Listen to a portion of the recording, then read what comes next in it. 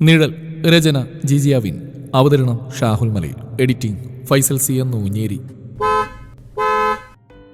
കാറിന്റെ ഹോണടി കേട്ടതും മഹേഷ് തലയെത്തിച്ച് പുറത്തേക്ക് നോക്കി. കാത്തിരുന്ന ആളെത്തിയതും അയാൾ വീടിന് പുറത്തേക്ക് ഇറങ്ങി. ഹലോ സർ, ഞാൻ മഹേഷ്, സനിലിന്റെ ഫ്രണ്ടാണ്. ഹലോ മഹേഷ്, ഞാൻ കണ്ണൻ. അവൻ പറഞ്ഞിരുന്നു സാറിന്ന് എത്തുമെന്ന്. പക്ഷെ സാറ് രാവിലെ തന്നെ എത്തുമെന്ന് കരുതിയില്ല. ബാക്കി വിശേഷങ്ങൾ യാത്രയിലാവാം. മഹേഷിന് മറുപടിയായി കണ്ണൻ പറഞ്ഞു. ശരി സർ. കാർ അവരെയും കൊണ്ട് ആ ചെമ്മൺ പാതയിലൂടെ പൊടിപറത്തി കടന്നുപോയി. സാറിന് ഈ സർ ഇഷ്ടാവൂന്നറിയില്ല, ഇതൊരു ഗ്രാമമാണ്. കണ്ണനൊന്ന് പുഞ്ചിരിച്ചുകൊണ്ട് തുടർന്നു. അവൻ പറഞ്ഞാണല്ലോ, എൻ്റെ ഒരു കഥയുടെ ആവശ്യത്തിനായിട്ടാണ് ഞാനിവിടെ വീട് നോക്കിയത്. സ്വസ്ഥമായിട്ടിരുന്ന് എഴുതാൻ പറ്റിയ ഒരു വീട്. സർ, വിരോധമില്ലെങ്കിൽ ഞാനൊന്ന് ചോദിച്ചോട്ടെ? എന്താ മഹേഷ്? സാറിൻ്റെ ഏറെക്കുറെ എല്ലാ നോവലുകളും ഞാൻ വായിച്ചിട്ടുണ്ട്. സാറിൻ്റെ ഒരു ബിഗ് ഫാനാണ് ഞാൻ. സാറിൽ പറഞ്ഞിരുന്നു ഏതൊരു കഥ പൂർത്തിയാക്കാൻ വേണ്ടിയാണ് സാർ ഇവിടേക്ക് വരുന്നതെന്ന്. അതെ മഹേഷ്, ഇതുവരെയും എനിക്ക് എഴുതി പൂർത്തിയാക്കാൻ കഴിഞ്ഞിട്ടില്ലാത്തൊരു കഥ. എത്രയും പെട്ടെന്ന് എനിക്ക് ആ കഥ പൂർത്തിയാക്കണം. പിന്നെ വീടെല്ലാം ക്ലീനല്ലേ? എല്ലാം സെറ്റാണ് സാർ. അതെ, ഈ സാറെ വിളി വേണ്ട മഹേഷ്, എന്നെ പേര് വിളിച്ചോളൂ. സനിലിൻ്റെ കൂട്ടുകാരൻ എൻ്റെയും കൂട്ടുകാരൻ തന്നെയാണ്. ഓ സാർ. കണ്ണൻ മഹേഷിനെ ഒന്ന് നോക്കി. അതിൻ്റെ അർത്ഥം മനസ്സിലായ പോലെ മഹേഷ് പറഞ്ഞു. ഉവ് കണ്ണ. ഗുഡ്. അത് മഹേഷ് പാതിയിൽ നിർത്തി. എന്താടോ? അത് പിന്നെ കണ്ണ. മഹേഷ് വീണ്ടും പാതിയിൽ നിർത്തി. താനിങ്ങനെ പാതിയിൽ നിർത്താതെ പറയാമെന്ന കാര്യം പറ. അത് ആ വീടിനെ കുറിച്ച് ചിലത് കേൾക്കുന്നുണ്ട്. ഇതുവരെ ആ വീട്ടിൽ താമസിക്കാവുന്നവർക്കാർക്കും ഒരു ദിവസം പോലും ആ വീട്ടിൽ താമസിക്കാനായിട്ടില്ല. അത് ഞാൻ സനിലിനോട് സൂചിപ്പിച്ചിരുന്നു. അതിന്? ചോദ്യഭാവത്തിൽ കണ്ണൻ മഹേഷിനെ നോക്കി. ഇത് വേണോ കണ്ണ? കണ്ണൻ ഇതുപതിയെ നിർബന്ധം പറഞ്ഞോണ്ടാ ഞാനും ഒന്നുകൂടി ചിന്തിച്ചിട്ട് ഒരു തീരുമാനം എടുത്താൽ പോരായിരുന്നു. എന്തിന്? ഈ കാലത്തും ആൾക്കാർ ഈ പ്രേതത്തിലൊക്കെ വിശ്വസിക്കുന്നുണ്ടല്ലോ. കഷ്ടം തന്നെ. എനിക്കതിൽ വിശ്വാസമൊന്നുമില്ല. അതുകൊണ്ട് തന്നെയാ ഞാൻ ഈ വീടെടുത്തു. അപ്പോഴേക്കും കാറ് ആ വീടിന് മുന്നിലെത്തിയിരുന്നു. പഴമ തുളുമ്പുന്ന ഒരു നാലുകെട്ട്. കാറ് ഗേറ്റ് കടന്നു പാരിജാത പൂവിൻ്റെ മണമുള്ള ഒരു നനുത്ത കാറ്റ് അവനെ തഴുകി കടന്നുപോയി. കാറിൽ നിന്ന് രണ്ടുപേരും ഇറങ്ങി. കണ്ണൻ ആ വീടും പരിസരവും ചുറ്റുമൊന്ന് കണ്ണോടിച്ചു. വീടിൻ്റെ ഒരു വശത്തായി നിറയെ പാരിജാത പൂക്കൾ നിറഞ്ഞ ചെടികൾ കണ്ടു. തനിക്കേറെ പ്രിയപ്പെട്ട പൂവ്. അവയ്ക്കും തനിക്ക് വേണ്ടി മാത്രം വിരിഞ്ഞ പോലെ അവന് തോന്നി.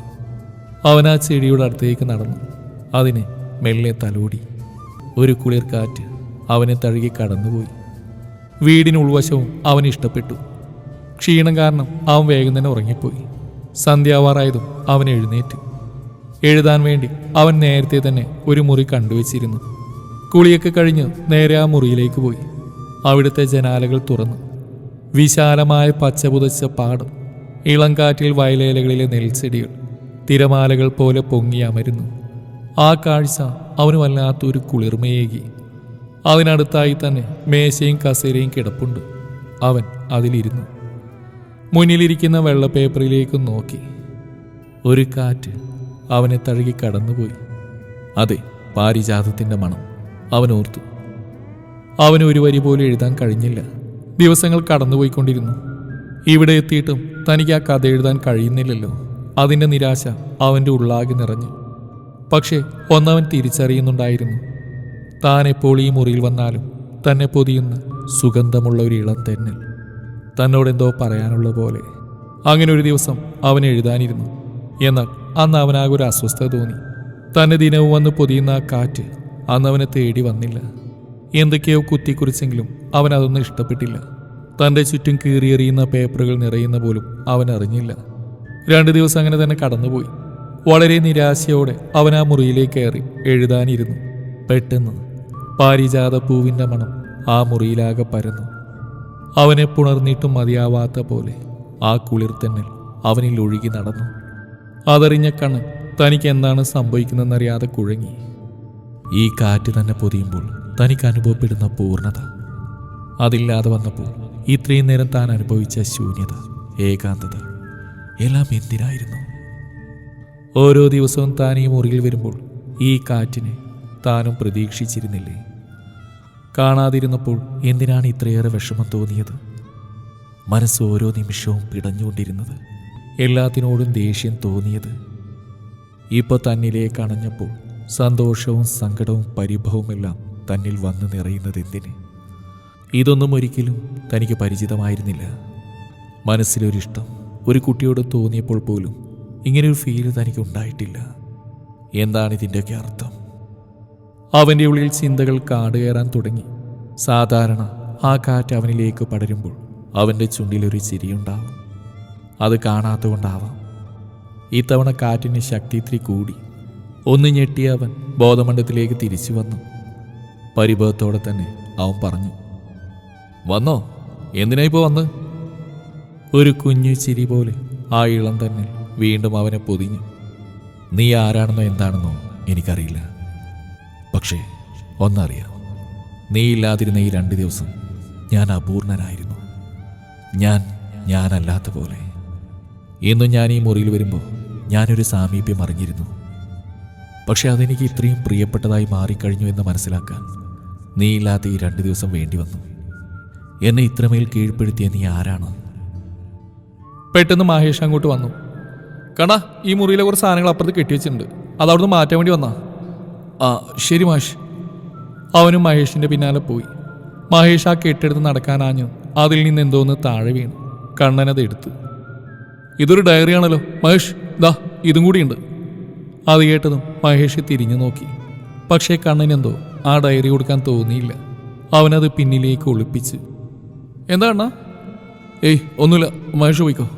ശരി. കണ്ണൻ വേഗം തൻ്റെ എഴുത്തുമുറിയിലേക്ക് കടന്നു. ഡയറി തുറന്ന് ആദ്യ പേജിൽ ശ്രീ എന്ന് മനോഹരമായി എഴുതിയിരിക്കുന്നു. എവിടെയോ കണ്ടുമറന്ന അക്ഷരം പോലെ അവന് തോന്നി. അവൻ അടുത്ത പേജിലേക്ക് കടന്നു. അതിൽ കണ്ട പേര് കണ്ടവൻ ഞെട്ടി. കണ്ണേട്ടൻ. മെല്ലെ അതിലെ ഓരോ വരികളും വായിക്കാൻ തുടങ്ങി. കണ്ണേട്ടൻ ആദ്യമായി കണ്ട ദിവസം, കോളേജിലെ റാഗിങ്ങിനിടെ തന്നെ രക്ഷിച്ച ദൈവദൂതൻ. ബഹുമാനം. ആദ്യമായി കണ്ട നാൾ മുതൽ ബഹുമാനം. അതോ പ്രണയമോ? ബഹുമാനം ആരാധനയിൽ നിന്നും എന്നു മുതലാണ് പ്രണയമായി മാറിയത്? എന്നു മുതലാണ് താൻ കണ്ണേട്ടനെ പ്രണയിച്ചു തുടങ്ങിയത്? മുണ്ടും ഷർട്ടും നെറ്റിയില കുറിയും നിഷ്കളങ്കമായ ഈ മുഖവും എൻ്റെ മനസ്സിൽ ആഴത്തിലിറങ്ങിയത് എപ്പോഴാണ്?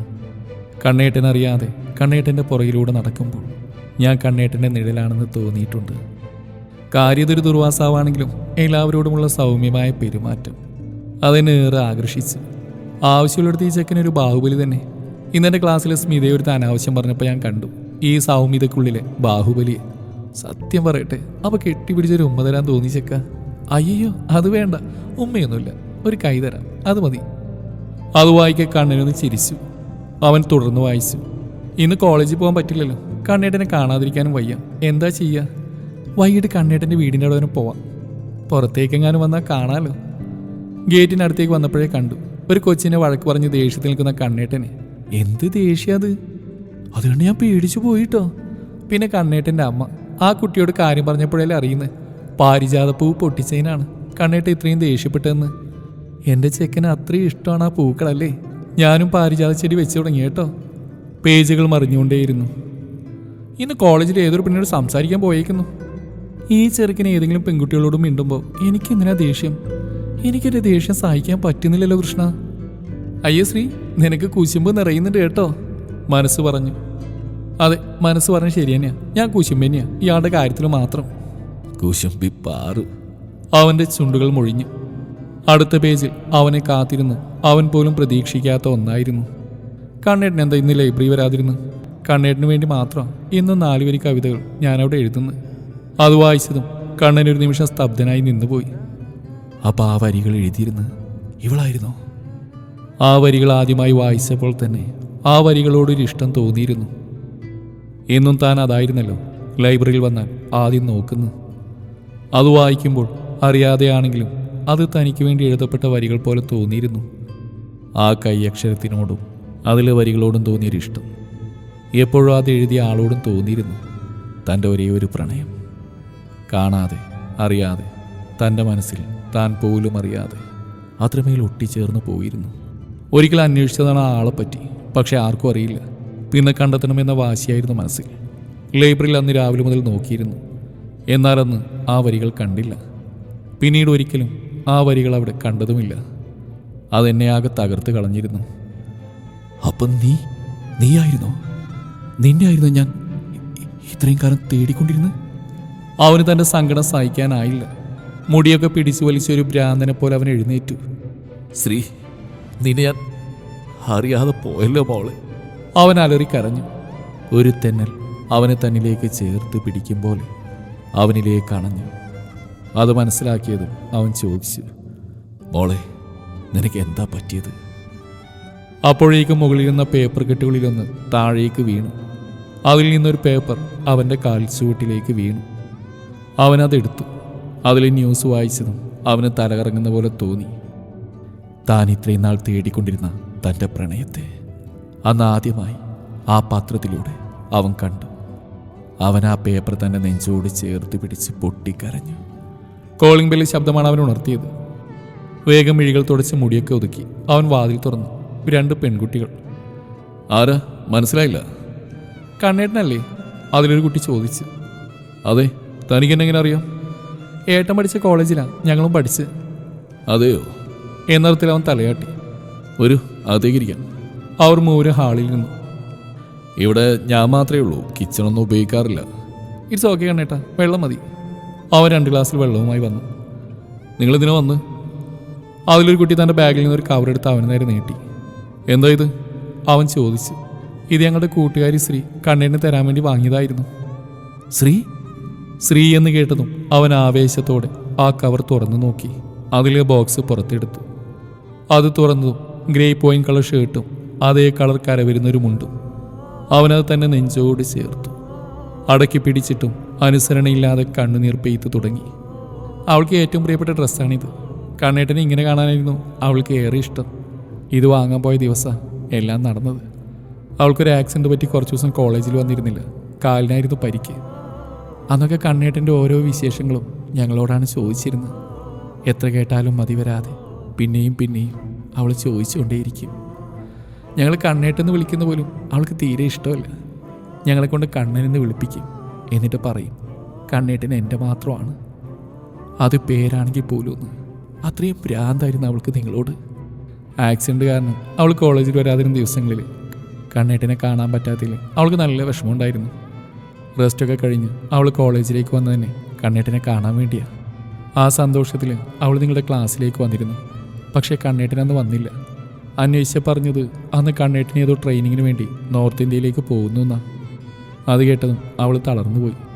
എപ്പോഴാണ് ട്രെയിന്? ഉച്ചക്ക. എനിക്ക് കാണടി എൻ്റെ കണ്ണേട്ടനെ. ശരി, നമുക്ക് പോവാം. അങ്ങനെ ഞങ്ങൾ 3 പേരും കൂടി അന്ന് കണ്ണേട്ടനെ കാണാൻ വേണ്ടി വരുന്ന വഴിയിൽ അവൾക്ക് കണ്ണേട്ടന് ഗിഫ്റ്റ് വാങ്ങണമെന്ന് പറഞ്ഞു. എന്ത് ഗിഫ്റ്റാണാവോ കുമാരി കുമാരന് കൊടുക്കാൻ ഇച്ഛിക്കുന്നത്? കളിയായി ഞാൻ അവളോട് ചോദിച്ചു. അവളുടെ പ്രേമമായ മുണ്ടും ഷർട്ടും. അല്ലാണ്ടെന്ത്? ഇവളും കളിയാക്കി. അതേടി, എനിക്ക് എപ്പോഴും എൻ്റെ കണ്ണേട്ടനെ അങ്ങനെ കാണാൻ ഇഷ്ടം, ശ്രീ പറഞ്ഞു. അങ്ങനെ ഡ്രസ്സ് എടുക്കാൻ വേണ്ടി ഞങ്ങൾ ടെക്സ്റ്റൈൽസ് കയറി.